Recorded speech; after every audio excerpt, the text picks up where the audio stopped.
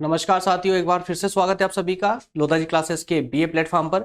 दोस्तों, BA first year में राजनीति विज्ञान की सीरीज में राजनीतिक सिद्धांत की सीरीज को कंटिन्यू करते हुए आज का हमारा टॉपिक होगा समानता। दोस्तों, इक्वालिटी पर हम आज चर्चा करेंगे, जिसके अंतर्गत दोस्तों हम इक्वालिटी के अर्थ को समझते हुए अर्थात समानता के अर्थ और साथ साथ में समानता के प्रकारों को समझते हुए सेशन को कंप्लीट करेंगे। तो दोस्तों, बेसिकली तो इसमें पूरे विस्तार से चर्चा करेंगे सेशन की, जो कि आपके सिलेबस से और भी ऊपर होगा, अर्थात कि सिलेबस से थोड़ा सा बाहर जाकर भी इसको समझने का प्रयास करेंगे समानता को।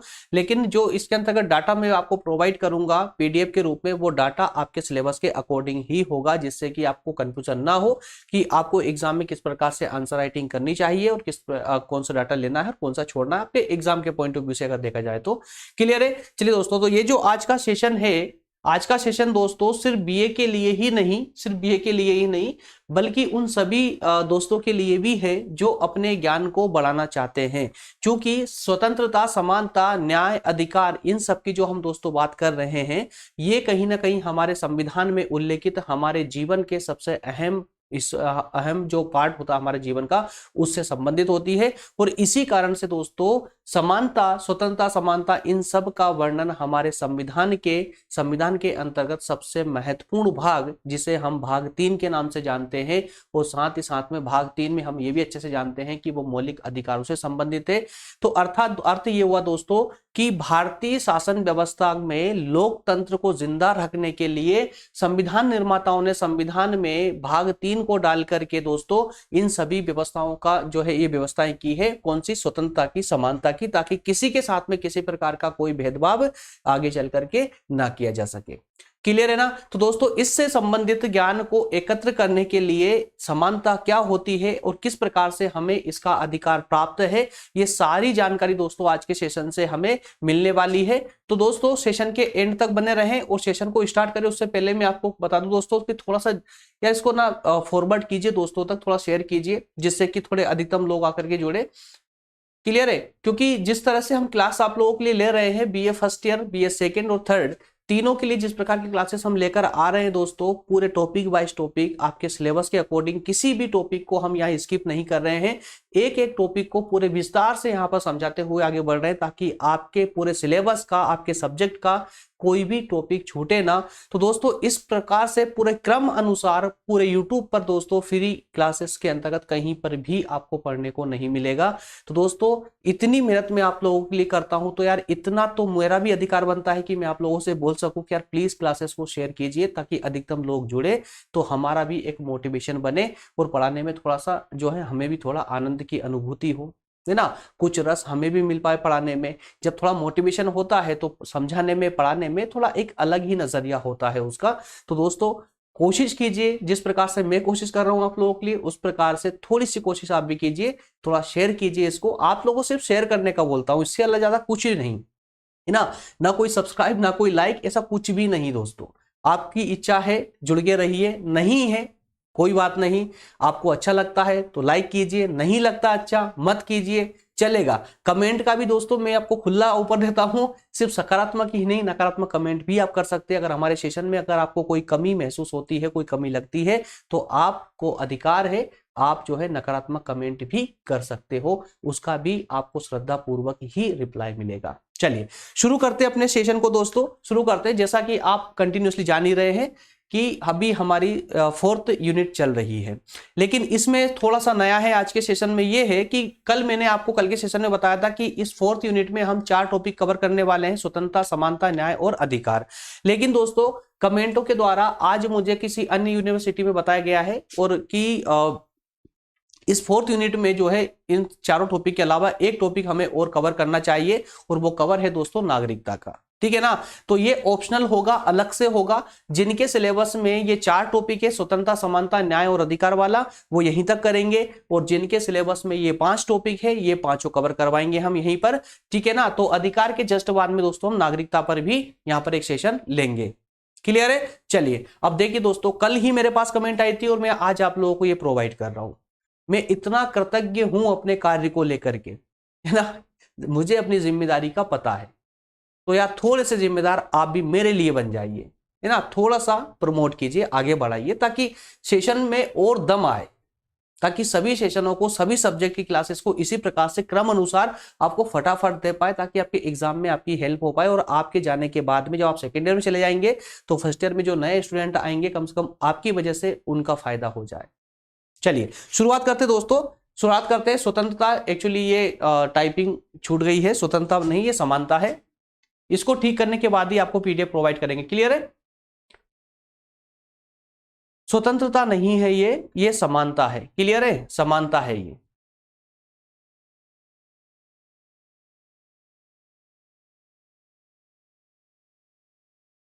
समानता। तो दोस्तों आज के सेशन में हमें क्या क्या देखना है, समानता के अर्थ और समानता के प्रकार, बस यही दो बातों पर यहां पर चर्चा होगी आज के सेशन में। यही हमारा सारांश है। क्लियर है? तो दोस्तों क्लास में आगे बढ़े उससे पहले थोड़ा सा आप बेसिकली रूप से समझिए। पहले तो आप इतना याद रखें, अगर आपको नहीं पता है दोस्तों तो प्लीज नोट डाउन कर ले, नोट डाउन कर ले, या फिर अगर आप पीडीएफ डाउनलोड कर रहे हैं आपको नोट डाउन करना ही पड़ेगा। याद रखिएगा, नोट डाउन क्या करना है कि जो समानता है दोस्तों, समानता है ये हमारा एक मौलिक अधिकार है। चूंकि हुआ क्या था कि जब संविधान बन रहा था, अर्थात जब संविधान निर्माता संविधान बना रहे थे हमारे देश के लिए, भारत के लिए, तो जब संविधान बन रहा था उस समय संविधान निर्माणकर्ता जो थे उन्हें बहुत अच्छे से समझ थी कि जो परिस्थितियां आज है आगे चल करके ये परिस्थितियां और अपना भयानक रूप ले सकती है। कौन सी परिस्थिति थी उनके समय? उनके समय परिस्थितियां ये थी कि उस समय में समाज में विभिन्न प्रकार से भेदभाव मौजूद था। समाज के ही लोग एक वर्ग दूसरे वर्ग से जो है घृणा करता था। हर एक वर्ग में कई प्रकार के भेदभाव किए जाते थे। तो वहां पर समानता की उनसे कोई उम्मीद नहीं की जा सकती थी कि हर व्यक्ति समानता से अपना जीवन अच्छे से जी सके। तो इन्हीं सबको, जो यहां पर जो विषमता थी, जो असमानता थी, उस असमानता को दूर करने के लिए संविधान निर्माताओं ने संविधान के अंदर एक भाग का निर्माण किया। उस भाग का नाम था दोस्तों भाग 3। भाग 3, संविधान के भाग 3। और इस संविधान के भाग 3 को नाम दिया गया दोस्तों मौलिक अधिकार। क्या है दोस्तों? मौलिक अधिकार। क्लियर है? मौलिक अधिकार का यह भाग बनाया गया, मौलिक अधिकार का भाग बनाया गया। राइटिंग पे मत जाइएगा ना, मेरी राइटिंग थोड़ी ऐसी है। ठीक है, बस आप समझ जाए इतना काफी मेरे लिए। बस इतना मैं लिख दूंगा कि आपको समझ आ जाएगा, बाकी राइटिंग पे मत जाना ना, राइटिंग को लेके कमेंट मत कीजिएगा। चलिए, तो संविधान के भाग 3 में क्या है दोस्तों? मौलिक अधिकार है। और इन मौलिक अधिकारों के अंतर्गत, मौलिक अधिकारों के अंतर्गत अनुच्छेद 14 से लेकर के 18 तक, 14 से लेकर 18 तक जो अधिकार हमको दिए गए हैं वो है दोस्तों समानता का अधिकार। क्या है? समानता का अधिकार। समानता का अधिकार। इस बात को नोट डाउन कर लीजिए बस कि जो समानता का अधिकार है हमारे संविधान में कहां पर वर्णित है। अब देखिए, बीए के आंसर राइटिंग के अंतर्गत अगर आप इतनी सी भी इंफॉर्मेशन स्टार्टिंग में लिख के आ जाते हैं, जब आप समानता का उसको व्याख्या लिख रहे हैं, उसका इंट्रोडक्शन कर रहे हैं अपने आंसर का, अगर इतनी बात लिख देते हैं ना कि समानता भारतीय संविधान के भाग 3 के अंतर्गत अनुच्छेद 14 से 18 तक समानता का अधिकार वर्णित किया गया है, अगर इतनी सी बात लिख देंगे, 2 लाइन लिख देंगे ना, तो एग्जामिनर पे दोस्तों सोचिए क्या प्रभाव पड़ेगा कि एक बीए फर्स्ट ईयर का स्टूडेंट को संविधान की जानकारी है। समझिए, है ना? तो इसलिए कुछ ऑथेंटिक चीजें जो आपको करना चाहिए वो भी हम सेशन के अंतर्गत बताते रहते हैं, जो आपके सिलेबस से थोड़ा सा हटके होता है। तो यहीं पर अब इस प्रकार से दोस्तों इसको समझिए कि भारत के संविधान के भाग 3 में जिन मौलिक अधिकारों का वर्णन किया गया है, जो आज हमें प्राप्त है, जिसके कारण मैं क्लास भी ले पा रहा हूं, आप स्वतंत्र रूप से उसे पढ़ रहे हैं। कई प्रकार के जितने भी हमें आज स्वतंत्रता प्राप्त है, ये हमें जो अधिकार प्राप्त है, वो सारे अधिकार दोस्तों हमारे संविधान की ही देन है। वो संविधान के भाग 3 की देन है, जिसे मौलिक अधिकारों के नाम से जानते हैं। तो अब प्रश्न ये आता है कि जो ये समानता का अधिकार है, या जो समानता है, अभी हम समानता के अधिकार की बात कर रहे हैं ना, तो जो समानता का अधिकार है ये कहां वर्णित है? तो दोस्तों ये भाग 3 के मौलिक अधिकार में अनुच्छेद 14 से 18 के अंतर्गत वर्णित किया गया है, उल्लेखित किया गया है। ठीक है, अच्छा, इसका अर्थ क्या होता होगा? इसका अर्थ यह होता है कि राज्य में जो कानून है, राज्य में जो कानून है, या राज्य मान लीजिए कि राज्य के सामने कोई भी व्यक्ति किसी प्रकार से छोटा या बड़ा नहीं होगा, अर्थात ये कि राज्य या कानून किसी व्यक्ति के साथ में किसी प्रकार से भेदभाव नहीं करेगा, किसी भी प्रकार से भेदभाव नहीं करेगा।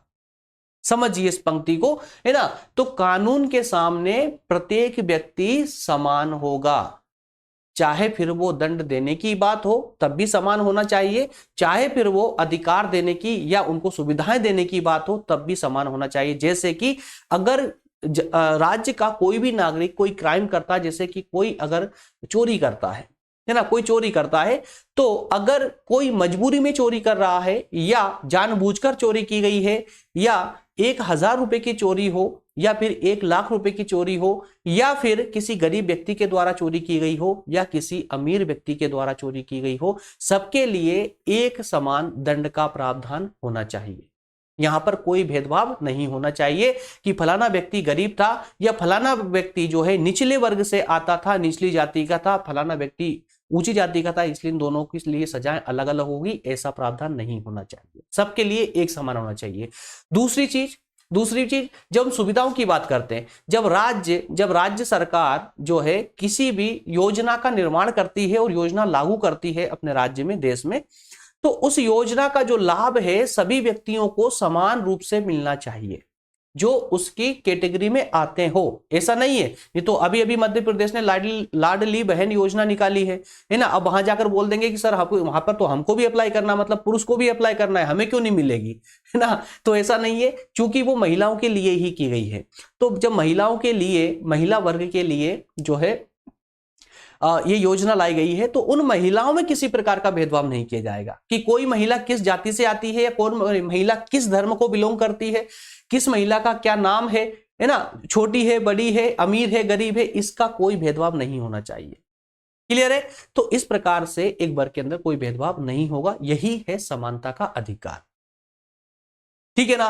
अब आई होप कि यहां अधिकार की बात आपको थोड़ी बहुत समझ आ गई होगी, लेकिन अब जैसे ही हम समानता को समझेंगे अब आपका ये कंसेप्ट पूरा क्लियर हो जाएगा। अब थोड़ा सा ध्यान लगाकर समझिए दोस्तों, इस सबको पहले बोर्ड से गायब कर देते हैं जो लिखा है, ताकि आने वाले डाटा के लिए जगह बिच जाए। चलिए दोस्तों, अभी स्क्रीन पर आपको ये दो पिक्चरें अलग अलग दिखाई दे रही है ना। अब जल्दी से मुझे कमेंट करके ये बताइए, दोनों पिक्चर में एक डिफरेंस है, क्या डिफरेंस है वो पिक्चर में, डिफरेंस बताइए मुझे। एक डिफरेंस है, ओनली एक डिफरेंस है, ज्यादा डिफरेंस नहीं मिलेगा, एक डिफरेंस है ना। ये मत बोल देना कि उस लंबे व्यक्ति ने हाथ खड़ा कर रखा दूसरी पिक्चर में, इस वाली में, ये मत बोल देना।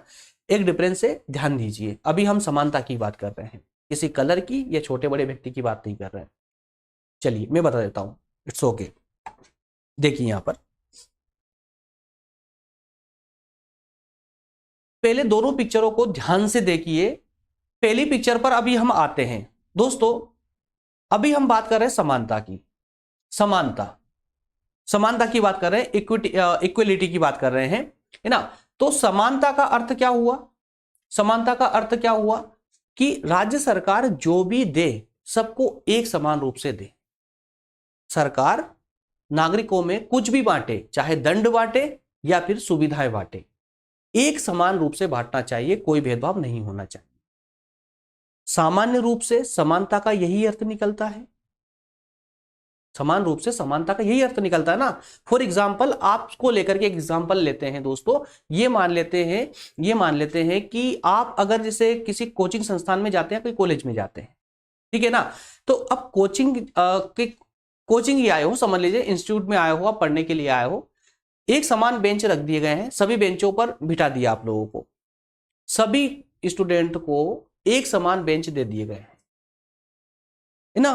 तो वो क्या हो जाएगी, समानता। लेकिन अगर किसी को बेंच पे बिठा दिया, किसी को नीचे बिठा दिया, किसी को खड़ा करके पढ़ा रहे हैं, तो यहां पर समानता होगी, तो आप बोलेंगे बिल्कुल नहीं होगी। या एक एग्जांपल, एक बहुत प्यारा एग्जांपल, छोटा सा एग्जांपल है, आपके परिवार का ले लेते हैं। मान लेते हैं कि आपके पापा टॉफी लेकर आते हैं घर पे, इवनिंग में आते वक्त टॉफी लेकर आते हैं, ठीक है। आप जो है आपकी सिस्टर भी है और आप भी हैं, आप दो है। अब दो टोपी लेकर आते हैं और दोनों को एक एक टोपी दे देते हैं, ये क्या कहलाएगी, समानता। लेकिन अगर दोनों टोपी किसी एक को दे दे और एक को कुछ ना दे, तो ये क्या हो जाएगा, असमानता, असमानता हो जाएगी। है ना। अब दोस्तों इसी असमानता को दूसरे नजर से देखना है अब आपको, और आप बोलेंगे जो असमानता आपको दिख रही है ना, वो भी अब आपको समानता दिखने वाली, लगने वाली, समानता ही लगेगी। वो कैसे लगेगी समझिए अब थोड़ा सा। पहली पिक्चर में देखिए, यहां पर 3 लड़के हैं, 3 बच्चे हैं, ये बाउंड्री के इस पार खड़े होकर के मैच देख रहे हैं, मैच देख रहे हैं। ठीक है, अब चूंकि मैच तीनों को देखना है, मैच तीनों को देखना है, एग्जाम्पल है, समझने का प्रयास करना। ये पिक्चर सिर्फ आप लोगों को समझाने के लिए लगाई यहां पर, है ना। ये तीनों को मैच देखना है। अब क्या हुआ कि साइड में कोई था, ये तीनों की हाइट जो है पहुंच नहीं पा रही थी, ठीक से देख नहीं पा रहे थे, इसलिए क्या हुआ कि साइड में से कोई व्यक्ति खड़ा हुआ था, तो उसने इन तीनों बच्चों को एक एक बॉक्स पकड़ा दिया, एक एक बॉक्स दे दिया, तीनों के साथ कोई भेदभाव नहीं करा, तीनों को एक एक बॉक्स उठा के दे दिया कि बोला चलो इस बॉक्स पे खड़े होकर के आराम से मैच देख लो आप लोग, ठीक है ना। तो तीनों बॉक्स पर खड़े हो गए और मैच देखने लगे। तो अब इसमें हो ये रहा है कि जो जिसकी हाइट ज्यादा है वो पूरे आराम से मैच देख रहा है, लेकिन जिसकी हाइट थोड़ी कम है वो जैसे तैसे अपना चेहरा जो है बाउंड्री के ऊपर निकाल करके मैच देख रहा है, लेकिन ठीक है देख पा रहा है। लेकिन एक वो है जिसकी हाइट बहुत कम है, बहुत कम है, तो उसके पास में एक बॉक्स होते हुए भी जो है वो बाउंड्री के उस पार देख नहीं पा रहा है, मतलब मैच नहीं देख पा रहा है, अर्थात मैच देखने से ये वंचित हो चुका जिसकी हाइट कम है। तो सामने वाले व्यक्ति ने जब ये 3 बॉक्स दिए तो उसने समानता के आधार पर दिए थे कि तीनों को एक जैसे बांट दे, समानता बनी रहेगी। अब मुझे ये बताइए, क्या वास्तविक रूप से इनके साथ न्याय हो पा रहा है? क्या वास्तविक रूप से जो इक्वलिटी हमको दिख रही है, क्या वो इक्वलिटी इक्विटी है, मतलब समानता है? कहीं समानता नजर आ रही है आपको? समानता तब कहलाती जब जब इसको देखने से तीनों में से कोई भी वंचित ना होता। समझिए, यहां पॉइंट है दोस्तों, यहां पॉइंट है। अब आइए जरा दूसरी पिक्चर पर, दूसरी पिक्चर पर आइए। अब उसी सामने वाले व्यक्ति ने, सामने वाला व्यक्ति जो खड़ा हो जिसने बॉक्स दिए थे 3, ये दूसरा है। इसने क्या किया कि जिसकी हाइट लंबी थी उसे कहा कि भाई तुम आराम से नीचे खड़े होकर भी मैच देख सकते हो, आपकी हाइट प्रॉपर है, इसलिए आप ये बॉक्स मत लीजिए। इसको बॉक्स नहीं दिया, इन्हें बॉक्स नहीं दिया, मना कर दिया, ठीक है ना। और जिसकी हाइट इससे कम थी उसे एक बॉक्स दे दिया, और जिसकी हाइट सबसे कम थी उसे इसके हिस्से का बॉक्स भी इसे दे दिया। मतलब इसके पास में 2 बॉक्स हो गए, तो अब ये छोटू भी मैच देख पा रहा है ना। तो दोस्तों वास्तविक रूप से समानता ये है जहां पर कोई भी समाज का कोई भी वर्ग वंचित ना हो। अब इन तीनों से आप समाज के वर्गों का अंदाजा लगा सकते हैं। पहला जो जिसकी हाइट ज्यादा है, जो लंबा लड़का दिख रहा है, ये समाज के एक उच्च वर्ग को जो है दर्शित करता है, इंगित करता है। ये जो वर्ग दिख रहा है दोस्तों, ये जो बीच वाला दिख रहा है, मीडियम हाइट वाला, ये समाज के उस वर्ग को इंगित करता है जो लगभग लगभग जो है सफलता की कगार पे है, बस उसको थोड़ा सा पुशअप करने की आवश्यकता है, थोड़ा सा साथ देने की आवश्यकता है, वो जो है सफल हो जाएगा, सक्सेस हो जाएगा। लेकिन जो सबसे छोटा था, ये समाज का वो तबका है जो आज भी जो है दोस्तों बहुत गरीबी में जी रहा है, अर्थात कि जो हमारी आज आजादी के बाद जिस प्रकार से भारत विकास कर रहा है, उस विकास के साथ में ये कदम से कदम नहीं मिला पाया, ये पिछड़ चुका है। इसलिए इसको ज्यादा सपोर्ट करने की आवश्यकता है, और यही बोलता है हमारे संविधान की समानता। हमारे संविधान की समानता यही बोलती है कि जो ज्यादा पिछड़ा हुआ है उसे सुविधाएं ज्यादा दीजिए, जो कम पिछड़ा हुआ है उसे कम दीजिए, और जो सफल हो चुका है उसे सुविधाएं मत दीजिए, है ना। इस प्रकार से समाज में समानताएं लाई जा सकती है। क्या दोनों पक्ष समझ आए दोस्तों? पहली वाली पिक्चर में एक समान, चाहे कोई वंचित रहे चाहे कोई सक्सेस हो। तो इस वाली समानता में क्या हो रहा था, यहां पर इस वाली समानता के अंतर्गत क्या होता है दोस्तों कि जो सफल है उसे भी अगर सपोर्ट मिलता रहेगा तो क्या होगा, वो और ज्यादा सफल होता चला जाएगा। लेकिन अभी यहां पर इस छोटू को तो कोई फायदा ही नहीं हुआ था, है ना। लेकिन इस समानता में दिख रहा है कि प्रॉपर रूप से समानता के साथ साथ में न्याय भी हुआ है, तीनों के साथ न्याय हुआ है, ठीक है। तो अब इस आधार पर थोड़ी बहुत कंफ्यूजन अगर बच भी गई हो ना, डोंट वरी, अब जो टॉपिक हम क्लियर करेंगे ना उसमें पूरा क्लियर हो जाएगा। चलिए अब शुरू करते हैं जरा अपना थ्योरेटिकल वाला पार्ट। अब आपको पूरा एकदम क्लियर समझ आएगा, एकदम क्लियर समझ आएगा। जैसा कि दोस्तों मैंने आपको बताया कि समानता अगर सामान्य रूप से देखा जाए तो समानता जो है मनुष्य को जन्म से ही, मनुष्य जो है एक समान होता है जन्म से ही, है ना। और इसी कारण व्यक्तियों को व्यवहार और आय का समान अधिकार प्राप्त होना चाहिए, समान अधिकार प्राप्त होना चाहिए। क्या कहा गया है कि सामान्य रूप से अगर देखा जाए तो समानता का अर्थ यह बनता है कि मनुष्य जन्म से ही समान होते हैं, एक समान होते हैं, मनुष्य जन्म से एक समान होते हैं। और इस एक समानता के कारण ही सभी व्यक्तियों को एक समान अधिकार, एक समान उसके साथ व्यवहार किया जाए, कोई भेदभाव ना किया जाए, और एक समान ही आय का अधिकार दिया जाए, जैसा कि पहली पिक्चर में दिखाया जा रहा है। एक समान, है ना, बॉक्स एक समान, तीनों को बराबर बराबर।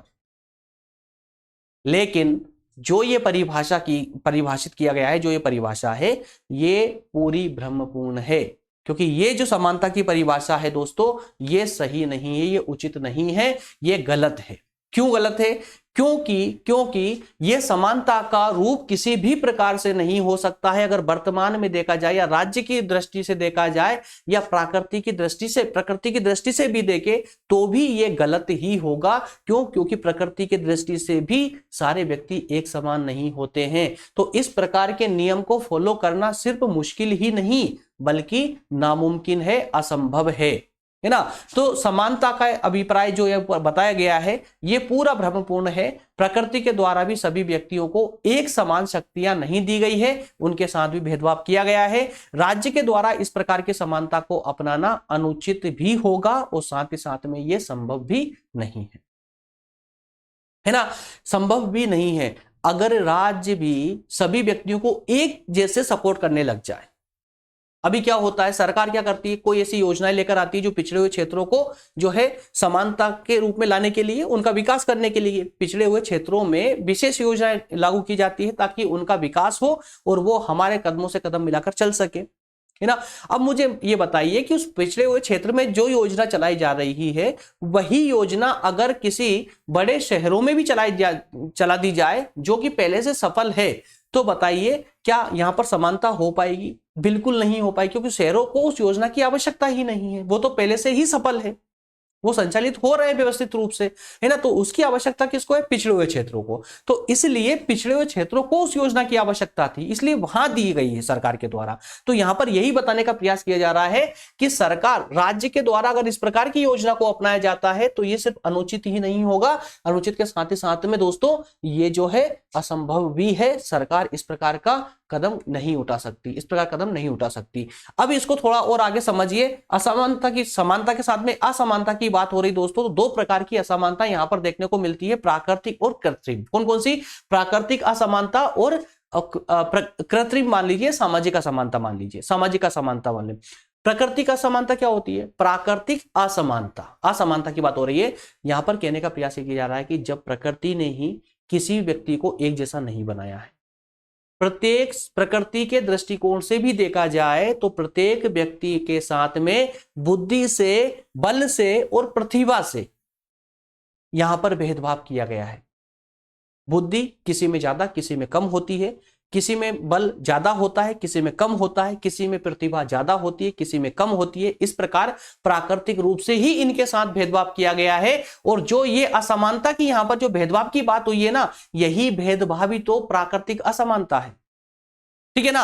अब उसी प्रकार से दूसरी असमानता को देखिए, सामाजिक असमानता को। भाई सामाजिक असमानता में अब यहां पर ये देखिए, प्राकृतिक असमानता का हम कुछ नहीं कर सकते, प्राकृतिक असमानता का हम कुछ नहीं कर सकते तो इसको छोड़ दीजिए, लेकिन सामाजिक असमानता की खाई को तो पाट सकते हैं ना। भाई सामाजिक असमानता पे तो हमारा कंट्रोल है, उसको तो ठीक कर सकते हैं। कौन करेगा? राज्य सरकार करेगी ना, ये कर सकती है। कैसे?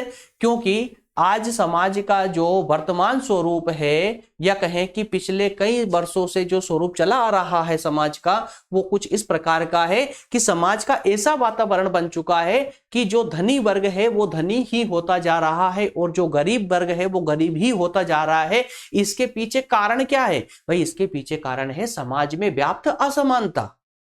समाज में व्याप्त असमानता। कौन सी असमानता? भाई कभी आपने देखा होगा किसी गरीब परिवार में कुछ ऐसे बच्चे जन्म लेते हैं जो प्रतिभा से, बुद्धि से, बल से और प्रतिभा से बहुत ज्यादा सक्षम होते, बहुत प्रतिभावान होते, लेकिन उसके बाद भी वो कुछ नहीं कर पाते अपने जीवन में, अपने व्यक्तित्व का विकास नहीं कर पाते हैं।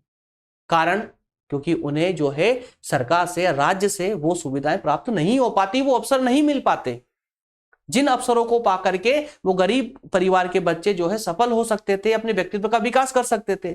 लेकिन उसी समाज में जो धनी वर्ग के बच्चे हैं, वो जिनके पास उस गरीब व्यक्ति के बच्चों से कम बुद्धि है, कम बल है, कम प्रतिभा है, उसके बाद भी अमीर घर के बच्चे जो है अपना जो भविष्य का निर्माण कर लेते हैं अर्थात अपने व्यक्तित्व का विकास कर पाते हैं, कर ले जाते हैं। कारण क्या है भाई? जो देखिए जिसके पास बुद्धि ज्यादा है, जिसके पास प्रतिभा है, सफल उसको होना चाहिए। लेकिन गरीबी के कारण, बहुत सारी समस्याओं का सामना करने के कारण, या फिर कहें कि उसे अब उस प्रकार के उचित अवसर ना मिल पाने के कारण इस प्रकार का अपने व्यक्तित्व का विकास नहीं कर पाता है। लेकिन अमीर घर का बच्चा कर ले जाएगा। क्यों? क्योंकि उसको सपोर्ट मिल जाता है, उसे वो अवसर मिल जाते हैं। तो इस प्रकार के जो असमानता है ना समाज में व्याप्त, जो ये असमानता है, इस असमानता को समाप्त करने की बात की जा रही है यहाँ पर, वो सरकार इसी को समाप्त करने का प्रयास कर रही है ना। तो इस सामाजिक असमानता के कारण जो है सभी व्यक्तियों को व्यक्तित्व के विकास का समान अवसर प्राप्त नहीं हो पाता। किसकी? ये सामाजिक असमानता के कारण सभी व्यक्तियों को जो है अपने व्यक्तित्व के विकास के एक समान, एक जैसे अवसर प्राप्त नहीं हो पाते हैं। इसलिए ही सरकार, या कहें कि राज्य सरकार या राज्य जो है लोगों में सामाजिक समानता लाने का प्रयास कर रही है, जिससे जो पिछड़े हुए हैं उन्हें ज्यादा देंगे, जो कम पिछड़े हुए हैं उन्हें थोड़ा कम देंगे, और जो सफल है, सक्सेस है, उन्हें नहीं देंगे। और इस प्रकार की व्यवस्था जो है, आरक्षण इस कार्य को करने के लिए एक महत्वपूर्ण और एक बहुत आवश्यक कदम है। कौन? आरक्षण। जो आज हमारी सरकार, जो आज हमारी व्यवस्था के अंतर्गत आरक्षण दिया जाता है, वो इसी सामाजिक असमानता को समाप्त करने का एक महत्वपूर्ण प्रयास है। क्लियर है? चलिए आगे बढ़ते हैं दोस्तों, आगे बढ़ते हैं। अब थोड़ा सा इसको जो है फाइनली पे पहुंचते हैं, थोड़ा फाइनल समझते हैं इसको अब, है ना, कि एट लास्ट अब हमें लिखना क्या है, करना क्या है ना। तो दोस्तों समानता, अभी हमने क्या किया, समानता का एक बेसिक सा फंडा समझा स्टार्टिंग में पिक्चर के माध्यम से। उसके बाद हमने असमानताओं को देख लिया, और उस असमान दोनों, प्राकृतिक असमानता और सामाजिक असमानता, इन दोनों असमानताओं से हमें समानता समझ आ चुकी है कि एक्चुअल में समानता क्या है, जो एक्चुअल समानता है ना वो क्या है। तो दोस्तों समानता का तात्पर्य सामाजिक विषमता, सामाजिक वैषम्य, वैषम्य को ही यहां पर समाज की विषमता बोला जाता है, याद रखिएगा। सामाजिक समानता का तात्पर्य सामाजिक विषमता के कारण उत्पन्न इस असमानता के अंत से है।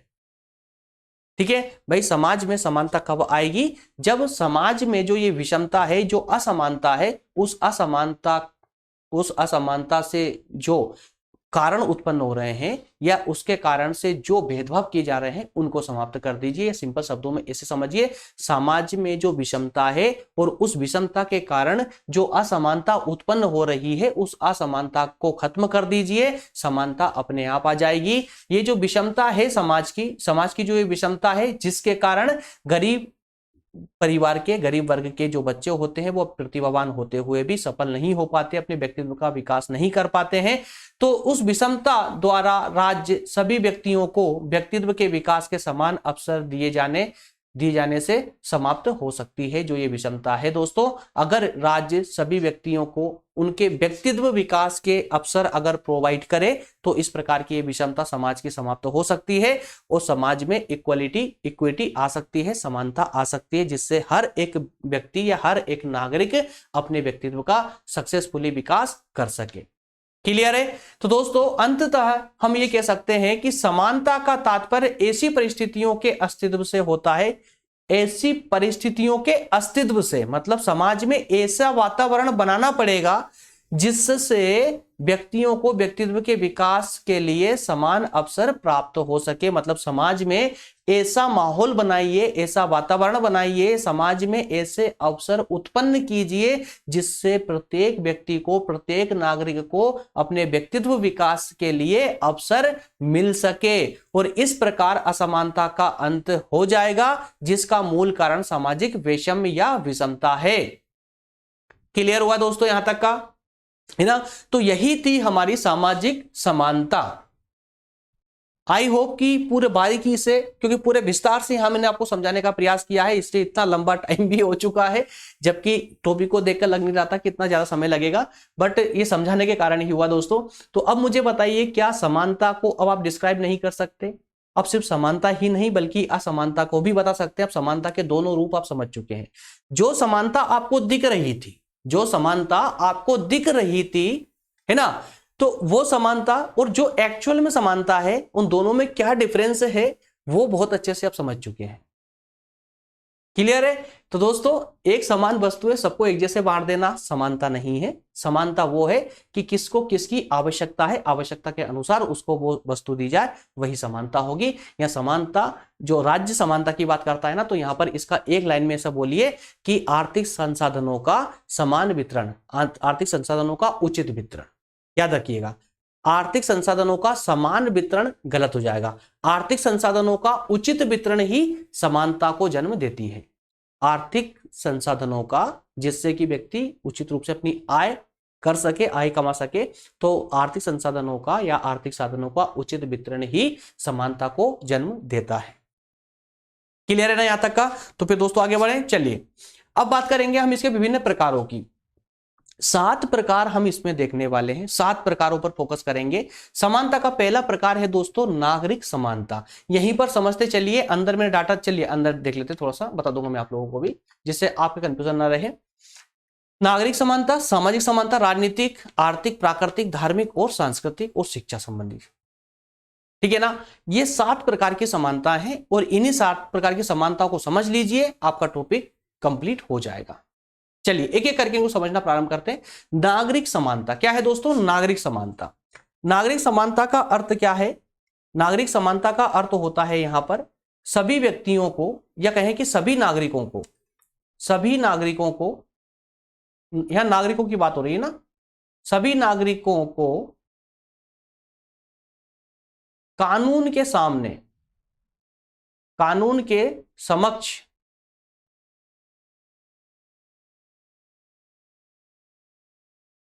समान अधिकार, समान अधिकार, क्या कहा यहां पर? सभी व्यक्तियों के, सभी नागरिकों को कानून के समक्ष समान अधिकार। क्लियर है? मतलब ये कि किसी भी नागरिक के साथ में कानून के समक्ष या कानून के दृष्टिकोण में किसी भी नागरिक के साथ कोई किसी प्रकार का भेदभाव ना किया जा सके। मतलब विधि के समक्ष समानता। संविधान में क्या कहा गया है इस नागरिक समानता के लिए? विधि के समक्ष समानता। मतलब ये कि कानून की दृष्टि से किसी भी व्यक्ति के साथ में उसकी जाति को लेकर, धर्म को लेकर, ऊंच नीच को लेकर के, अमीरी गरीबी को लेकर के किसी प्रकार से कोई भेदभाव नहीं होना चाहिए। अर्थात कानून की नजर में सभी नागरिक एक समान हो। अगर किसी ने चोरी की है, चाहे वो गरीब हो या अमीर हो, दोनों को एक समान सजाए भुगतनी होगी। मतलब दोनों पर ही एक ही विधि अर्थात एक ही कानून कार्य करेगा। क्लियर है ना? वहीं पर अगर सुविधा देने की बात होगी तो चाहे वो अमीर हो या गरीब हो, अगर स्पेशल कैटेगरी में आता है तो एक अलग बात है, कोई योजना ऐसी होती है जो एक स्पेशल कैटेगरी के लिए बनाई जाती है, तो उस कैटेगरी के अंदर भी कोई भेदभाव नहीं होना चाहिए, वहां पर समानता होनी चाहिए। तो इस प्रकार की यहां समानता की बात हो रही। तो यहां पर सिर्फ इतना याद रखेंगे आप लोग, नागरिक समानता के अंतर्गत किसी प्रकार का नागरिकों से कानून की दृष्टि में भेदभाव नहीं होना चाहिए, सभी के लिए समान कानून हो, एक समान कानून होना चाहिए। उसी प्रकार से दोस्तों सामाजिक समानता की बात आती है। सामाजिक समानता के अंतर्गत क्या होता है कि समाज में सभी व्यक्तियों को अपने व्यक्तित्व निर्माण के लिए, अपने व्यक्तित्व के विकास के लिए एक समान अवसर प्राप्त हो। समाज में जो विशेष कुछ, देखिए क्या होता है कि कई ऐसे कार्य ना किए जाए सरकार के द्वारा कि कुछ विशेष वर्गों को विशेष सुविधाएं दी जा रही हो, है ना। तो समाज में जो विशेष अधिकार है भाई, विशेष अधिकार किसको दिया जाएगा? विशेष वर्गों को। तो समाज में जो विशेष अधिकार का फंडा है ना, उसको समाप्त कर दिया जाना चाहिए। मतलब सब कुछ सरकार का सब कुछ एक समान होना चाहिए, किसी प्रकार का कोई भेदभाव नहीं होना चाहिए। यही सामाजिक समानता होती है। क्लियर है? तो आप लोगों के लिए कुछ डाटा भी है आपके पास में, ये डाटा है दोस्तों, डाटा को भी देखेंगे तो भी आपका ये सब कुछ क्लियर होता चला जाएगा, है ना। व्यवहारिक रूप से आप समझते चलिए, व्यवहारिक रूप से समझते चलिए। बाकी आपको एग्जाम में क्या लिखना है, कैसे लिखना है, कितना लिखना है, ये मैं आप लोगों के लिए स्लाइड में लेकर आया हुआ हूं। क्लियर है ना? चलिए इसको भी एक बार देख लेते हैं, जिससे कि आपका ये पॉइंट भी क्लियर हो जाए, नहीं तो बाद में आप कमेंट करके बोलेंगे सर ये समझ नहीं आ रहा है। आइए देखिए, नागरिक समानता की बात यहां की है दोस्तों। नागरिक समानता में जैसा मैंने आप लोगों को बताया, नागरिक समानता में कानून के सामने, कानून की दृष्टि में सभी व्यक्ति समान होने चाहिए। ठीक है ना। राज्य के कानून के द्वारा दंड की बात हो या सुविधा देने की बात हो, सभी प्रकार से कोई भेदभाव नहीं होना चाहिए। इसके अलावा सभी व्यक्तियों को अधिकार एवं स्वतंत्रता समान रूप से प्राप्त होनी चाहिए। अधिकार भी एक समान रूप से दिए जाना चाहिए, वहीं स्वतंत्रता भी एक समान रूप से उनको मिलनी चाहिए। इसी के साथ में सामाजिक समानता की बात करें तो सामाजिक समानता में समाज में जो विशेष अधिकार होते हैं उनका अंत ही सामाजिक समानता है। समाज में सभी व्यक्तियों को महत्व दिया जाना चाहिए। किसी व्यक्ति को, चाहे वो कोई गरीब हो या किसी पिछड़े हुए वर्ग से बिलोंग करता है, तो उसके साथ में कोई भेदभाव ना हो। ऊंच नीच की जो भावना होती समाज में वो समाप्त होनी चाहिए। इसके अलावा समाज में धर्म, जाति, लिंग, वर्ण और कार्य, इन सबके आधार पर कोई भेदभाव नहीं होगा, वही सामाजिक समानता होगी। क्लियर है? इसके बाद में दोस्तों डिस्कस करेंगे हम, नेक्स्ट है राजनीतिक समानता और अगली है आर्थिक समानता। राजनीतिक समानता का अर्थ सिंपल शब्दों में समझिए। राजनीतिक समानता का अर्थ होता है कि प्रत्येक नागरिक को राजनीति में भाग लेने का अधिकार होना चाहिए। राजनीति जैसे कि वोट डालने का अधिकार उसके पास में हो, है ना। उसके अलावा जो है राजनीति, जैसे किसी भी चुनाव के लिए खड़े होने का उसके पास अधिकार होना चाहिए, किसी भी चुनाव में खड़ा हो सके वो, तो राजनीतिक प्रक्रिया में स्वतंत्र रूप से वो भाग ले सके, इस प्रकार की स्वतंत्रता होनी चाहिए। तो राजनीति में भाग लेने की जो स्वतंत्रता है, उसी को दोस्तों यहां पर जो है राजनीतिक समानता के नाम से जाना जाता है। मतलब कि यहां पर राजनीति में भी कोई भेदभाव नहीं होना चाहिए व्यक्तियों के साथ में, नागरिकों के साथ में। आर्थिक समानता के अंतर्गत क्या है दोस्तों? आर्थिक समानता का अर्थ यह हो जाता है कि देखिए, देश में, समाज में आर्थिक समानता बनानी आवश्यक है। कहीं ऐसा ना हो जाए कि जिसके पास में बहुत सारा धन है, बहुत धनवान व्यक्ति है, वो इतना धनवान होने लग जाए, इतना धनवान हो जाए कि वो गरीब व्यक्तियों के अधिकारों पर कब्जा कर ले या गरीब व्यक्तियों पर शासन करने लगे, है ना। तो इस बात का ध्यान सरकार को रखना होगा, राज्य को रखना होगा, और राज्य सरकार को इतना भी ध्यान रखना होगा कि जब तक वो पिछड़ा हुआ वर्ग अपनी आवश्यकता की वस्तुओं की इतनी आय ना कर पाए, तब तक जो धनी वर्ग है वो विलासिता की वस्तुओं में अत्यधिक खर्च ना कर सके। यहां डिफरेंस समझ आ रहा होगा आप लोगों को। तो ये आर्थिक समानता दोस्तों। आर्थिक समानता देखिए, आय में इतना अधिक अंतर नहीं होना चाहिए। किस किस की आय में? विभिन्न व्यक्तियों की आय में या विभिन्न वर्गों की आय में इतना अंतर नहीं होना चाहिए कि एक व्यक्ति अपने धन के बल पर दूसरे व्यक्तियों के जीवन पर अधिकार कर ले, उनको गुलाम बना ले।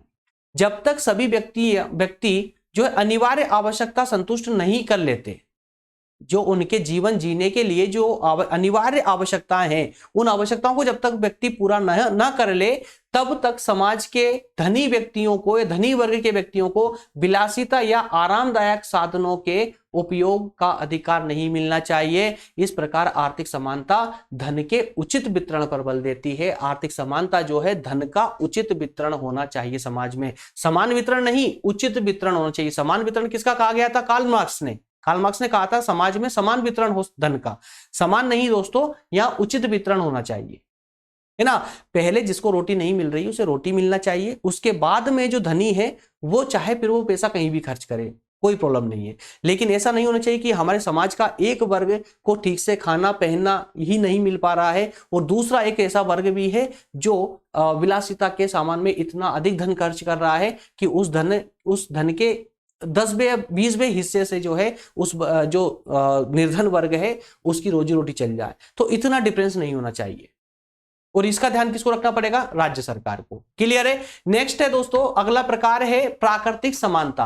प्राकृतिक समानता, अब देखिए यहां पर प्राकृतिक समानता, धार्मिक समानता और सांस्कृतिक और शिक्षा संबंधी समानता। प्राकृतिक समानता में क्या है भाई? प्राकृतिक समानता में हमने यहां देखा था कि प्राकृतिक असमानता को देखा था।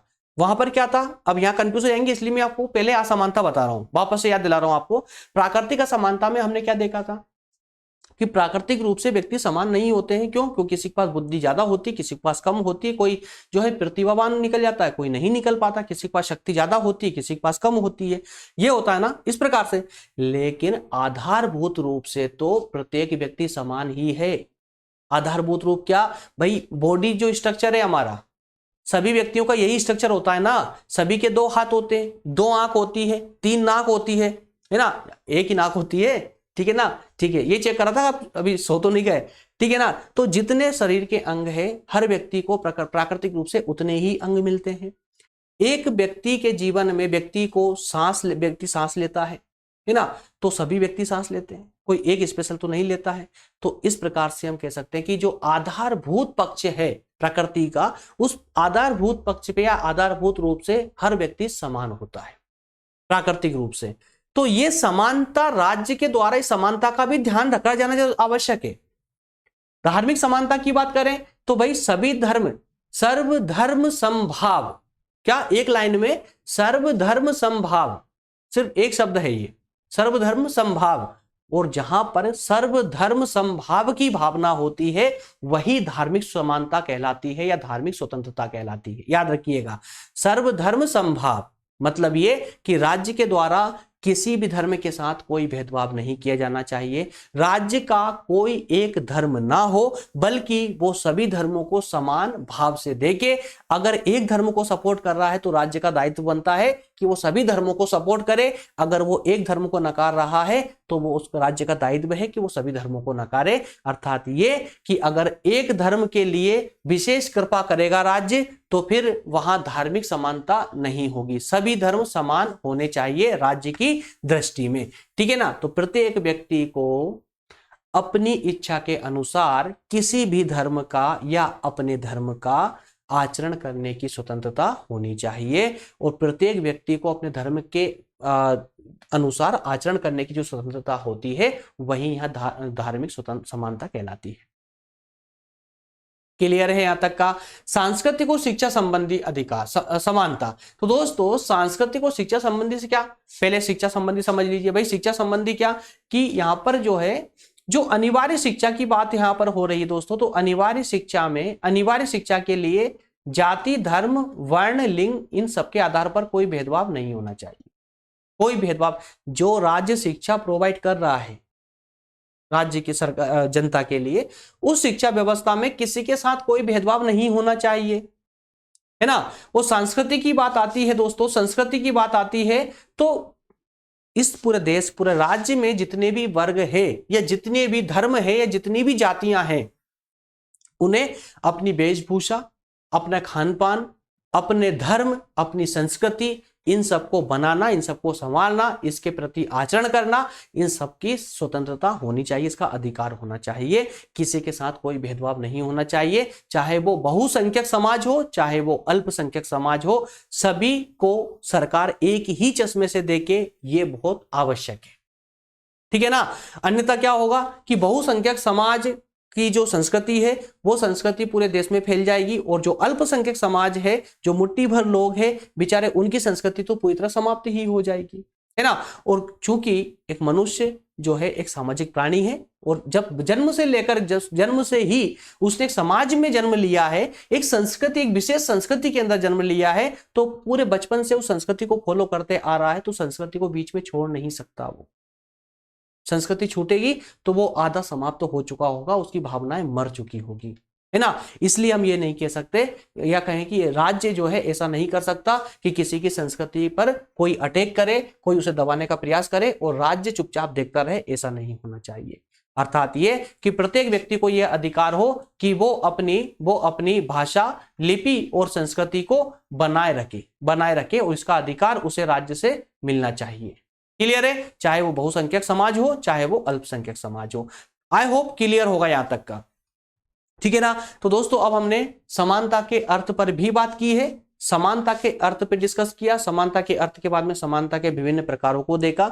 इस प्रकार से हमारा सेशन आज का बस यहीं तक था, यहीं पर एंड होता है। मुझे कमेंट करके जरूर बताइएगा प्लीज, अगर समझ आ रहा है तो कम से कम यस जरूर लिख दीजिएगा कमेंट में। मैं समझ जाऊंगा कि हाँ सेशन बिल्कुल सही दिशा में चल रहा है, या बिल्कुल हम सही दिशा में अग्रसर हो रहे हैं, कि इस प्रकार का हमारा प्रयास आप लोगों के बिल्कुल समझ भी आ रहा है और हमारी मेहनत भी बेकार नहीं हो रही और आपका टाइम भी वेस्ट नहीं हो रहा है ना। इसके लिए आप लोगों की कमेंट करने का बोलता हूं कि कमेंट में अगर आप यस भी लिख देंगे ना, ज्यादा टाइम नहीं, आपका ज्यादा टाइम नहीं लूंगा, अगर यस भी लिखते हैं तो मुझे समझ आ जाएगा कि हाँ जो जिस तरीके से हम आपको एक्सप्लेन कर रहे हैं, जिस प्रकार से हम डाटा आपको प्रोवाइड कर रहे हैं, वो बिल्कुल आपके यूजफुल है आपके लिए। वो साथ ही साथ में मैं सिर्फ सकारात्मक नहीं बल्कि नकारात्मक अर्थात नेगेटिव कमेंट का भी बोलता हूं। दोस्तों अगर सेशन में कहीं पर कोई कमी लगती है तो आप हमें अपने सुझाव दे सकते हैं। इसके अलावा कोई अगर ऐसी कोई अनुचित बात लगती है तो आप नेगेटिव कमेंट के भी हकदार हैं, नेगेटिव कमेंट भी कर सकते हैं।